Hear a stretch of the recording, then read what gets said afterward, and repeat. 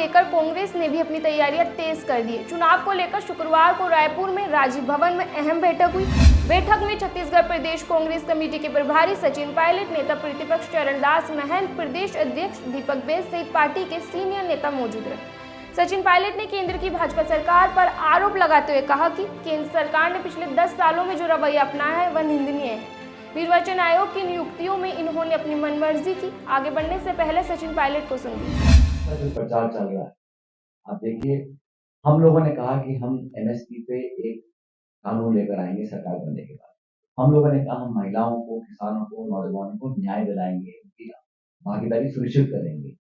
भाजपा घमंड बोलती है कि हम 300 पार, 400 पार, 500 पार। ये बोलने के साथ साथ वो तमाम कांग्रेस के नेताओं को, विपक्ष के नेताओं को अपने ओर लुभाने की कोशिश कर रही है। एक एक नेता को, एक एक जिले, एक एक प्रदेश में अपने साथ जोड़ना चाह रही है। वो इस बात को देख लाता है कि अंदर ही अंदर भारतीय जनता पार्टी जानती है कि जहां तक उनको पहुंचना था पहुंच चुके हैं, अब गिरावट का समय है। इसीलिए वो अलग अलग दलों के, खासकर कांग्रेस पार्टी के नेताओं को टारगेट करकर उनको जोड़ने की कोशिश कर रही है। अभी जो हालात पैदा किए हैं भारत सरकार ने, वो हमसे छिपे नहीं है। कल भी सोनिया गांधी जी, खड़गे साहब, राहुल जी ने प्रेस कॉन्फ्रेंस करी थी। कांग्रेस का जो 1994 का कोई नोटिस बताया गया है, उसके आधार पर कांग्रेस पार्टी के 11 खातों को सीज किया गया और 125 करोड़ लगभग की धनराशि जो हमारे चंदा हम लोगों को पार्टी जनता से मिला था, उसको सीज करने का काम किया। एक नोटिस के आधार पर प्रमुख विपक्षी दल के तमाम खातों को सीज करना, ये न सिर्फ असंवैधानिक है, ये अलोकतांत्रिक है और ये प्रतिशोध की भावना का प्रतीक है कि आप प्रमुख विपक्षी दल को चुनाव लड़ने से बाधित करना चाहते हैं। ऐसा पहले कभी नहीं हुआ। एक समय था जब भाजपा के 2 सांसद थे पार्लियामेंट के अंदर। कांग्रेस पार्टी की सरकार ने कभी भी इस प्रकार की कार्रवाई नहीं करी। इस प्रकार यूथ कांग्रेस के, एनएसयूआई के ऑफिशियल अकाउंट को सीज कर देना, इलेक्शन से ठीक पहले, ये जो अतिशयोक्ति हो रही है इस प्रकार की कार्रवाइयों की, इसका संज्ञान निर्वाचन आयोग को लेना पड़ेगा। ताकि आप सब लोगों का, बहन जी, दीपक जी, रणवीर साहब और आप सब पत्रकारों की दूसरे आप आए। चुनाव की घोषणा हो चुकी है। प्रथम चरण के नामांकन भी चालू हो चुके हैं। देश में आचार संहिता छत्तीसगढ़ में कांग्रेस पार्टी ने अपने 6 उम्मीदवार घोषित किए हैं।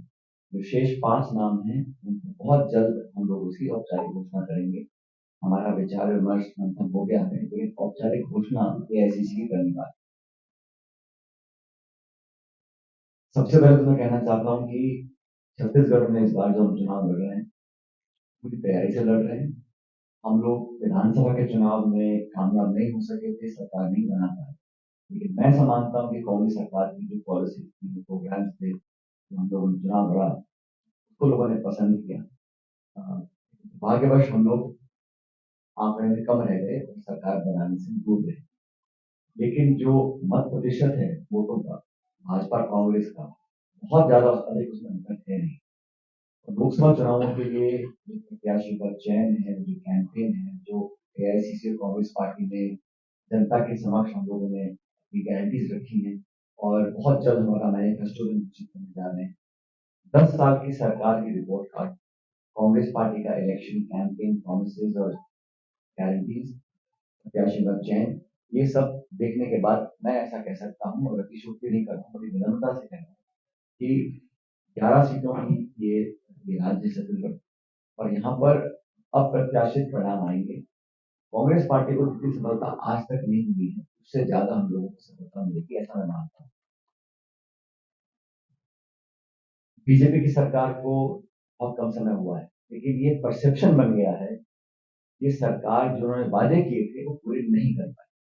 ना तो उसमें आत्मशक्ति है, ना वो सोच है, ना विचार है, ना संसाधन है, और सबसे बड़ी बात यह है कि सरकार का नियंत्रण रायपुर में नहीं है, सरकार दिल्ली के आदेशों से चल रही है।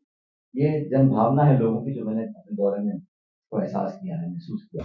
पायलट ने आगे कहा कि 32 साल पुराने मामले में कांग्रेस के 11 खातों को फ्रीज करना, विपक्षी दलों के नेताओं को ईडी सीबीआई के माध्यम से डराने का काम केंद्र की भाजपा सरकार कर रही है। मुख्यमंत्री मंत्रियों सहित विपक्ष के नेताओं को डराने का काम हो रहा है। जिस चुनावी बॉन्ड को सुप्रीम कोर्ट ने असंवैधानिक बताया, उसके माध्यम से भाजपा को हजारों करोड़ों का चंदा मिला। आजादी से लेकर संविधान बनाने तक हजारों लोगों ने अपनी कुर्बानियां दी है। भाजपा उस संविधान को कुचलकर अपने संविधान को देश के ऊपर थोपना चाहती है। टीवी में जो खबरें आती हैं वह सच से परे हैं, क्योंकि देश में लगातार महंगाई बढ़ रही है, युवा परेशान है, किसान परेशान है। आज देश की संवैधानिक संस्थाएं सुरक्षित नहीं है। ईडी, सीबीआई, आईटी, इन सभी के दुरुपयोग से भाजपा फिर से सत्ता में आना चाहती है। इस खबर पर आप क्या विचार रखते हैं, आपकी क्या राय है, हमें कमेंट करके जरूर बताएं। बने रहे ऐसी तमाम और खबरों के लिए द फैक्ट इंडिया के साथ।